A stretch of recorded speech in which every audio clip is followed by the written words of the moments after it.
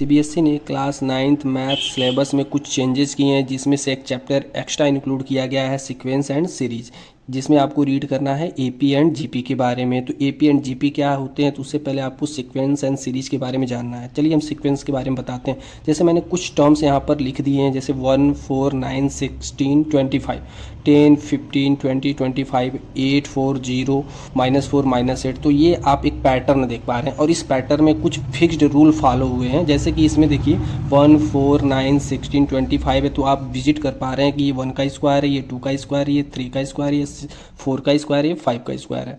And next में आप देख पा रहे हैं कि 10, 15 इसमें 5 बढ़ता जा रहा है, और इसमें क्या है 8, 4, तो इसमें 4 डिक्रीज होता जा रहा है। तो कुछ ऐसे टर्म्स जो किसी फिक्स्ड पैटर्न को फॉलो करते हैं, तो उनको हम सीक्वेंस कहते हैं। अब उस सीक्वेंस का क्या रूल हो सकता है, अलग अलग पैटर्न के लिए अलग अलग रूल हो सकते हैं, ठीक है। तो ये हमारे सीक्वेंस कहलाते हैं। इसमें कोई भी रूल आप यूज कर सकते हैं। इसमें स्क्वायर का रूल यूज हुआ है, इसमें 5 इंक्रीज हुआ है, इसमें 4 डिक्रीज हुआ है, ठीक है। तो ये इन सभी को कॉमा से इंसर्ट करते हुए डिफ्रेंशिएट कर देते हैं, यानी कि अलग अलग लिखते हैं, तो इनको हम कहते हैं सीक्वेंस, ठीक है।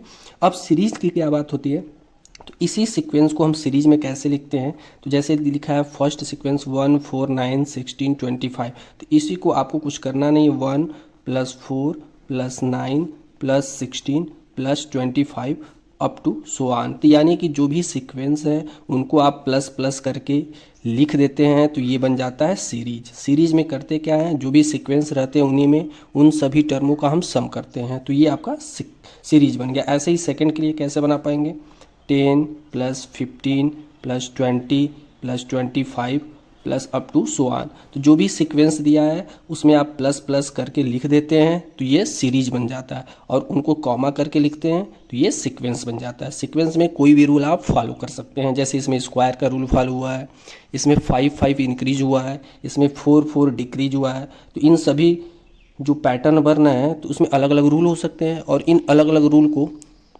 अप्लाई करते हुए हम पैटर्न बनाते हैं, और पैटर्न में जो भी टर्म्स आ रहे हैं उनको कामा करके लिख पा रहे हैं, तो ये सीक्वेंस बन जा रहा है। और उस कामा को हटाकर आप प्लस प्लस करके लिख पा रहे हैं, तो ये सीरीज बन जा रहा है। तो ये बेसिक सा इंट्रोडक्शन था सीरीज, सीक्वेंस एंड सीरीज के बारे में। अब चलिए हम बताते हैं एपी क्या होता है और जीपी क्या होता है। तो आपका नेक्स्ट टॉपिक है एपी।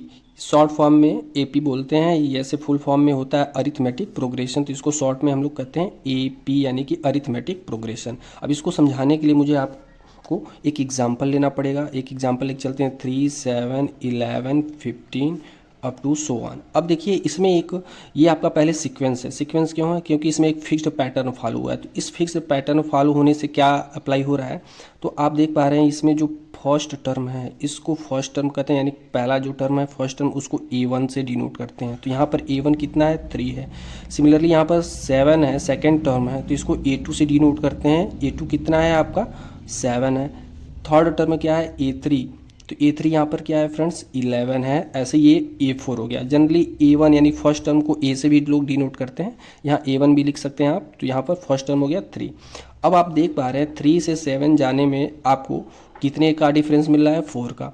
7 से 11 जाने में भी 4 का डिफरेंस मिल रहा है, 11 से 15 जाने में भी 4 का डिफरेंस मिल रहा है। यानी कि आप देख पा रहे हैं 2 कॉन्जिक्यूटिव टर्म्स का जो डिफरेंस है एवरी प्लेस पर सेम है। यानी कि आप यहाँ क्या किए, 7 - 3 किए तो क्या मिल गया फ्रेंड्स, 4 मिल गया। 11 - 7 किए तब भी क्या मिल गया फ्रेंड्स, 4 मिल गया। 15 - 11 किए तब भी क्या मिल गया फ्रेंड्स, 4 मिल गया। तो ये जो डिफरेंस आ रहा है एवरी प्लेस पे सेम आ रहा है, तो इसको कहते हैं कॉमन डिफरेंस। क्या कहते हैं फ्रेंड्स, कॉमन डिफरेंस, ठीक है। और इसको डिनोट करते हैं स्मॉल लेटर के डी से, ठीक है।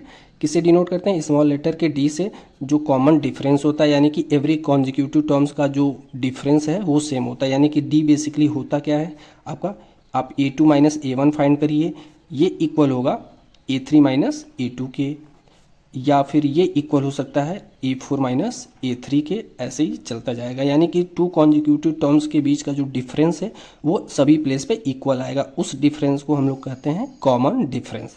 फर्स्ट टर्म को, पहले टर्म को फर्स्ट टर्म, दूसरे को second term, third term fourth term up to so on, और जो लास्ट टर्म रहता है उसको nth टर्म यानी कि AN, यानी कि जो आपको पता नहीं है पता रहेगा, यानी कि लास्ट टर्म हो गया AN, यानी कि nth टर्म हो गया। ये इस तरह से डिफाइन करते हैं AP को। नेक्स्ट टॉपिक पढ़ते हैं ज्योमेट्रिक प्रोग्रेशन। ज्योमेट्रिक प्रोग्रेशन को शॉर्ट में हम लोग जीपी कहते हैं। क्या कहते हैं फ्रेंड्स, जीपी, यानी कि ज्योमेट्रिक प्रोग्रेशन।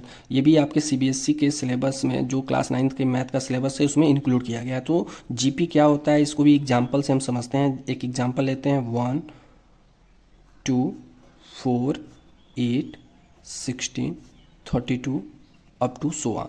अब अभी आपने एपी पढ़ा है, तो एपी में आप क्या देखे थे कि 2 कॉन्जिक्यूटिव टर्म्स का कॉमन डिफरेंस सेम आना चाहिए। तो यहाँ से यहाँ तक का डिफरेंस 1 है, यहाँ से यहाँ तक का डिफरेंस 2 है, 2 से और यहाँ से यहाँ तक का डिफरेंस 4 है। तो यहाँ पर सभी प्लेस पर कॉमन डिफरेंस की जो वैल्यू आ रही है सेम नहीं आ रही है। तो इस तरह से ये एपी में तो हो नहीं सकता, तो किस टर्म्स में हो सकता है, किस प्रोग्रेशन में ये होना चाहिए। तो जीपी के लिए कैसे चेक करते हैं, तो आपको करना क्या होगा, जो सेकेंड टर्म है उसमें आपको इसके पहले वाले टर्म से डिवाइड करना होगा।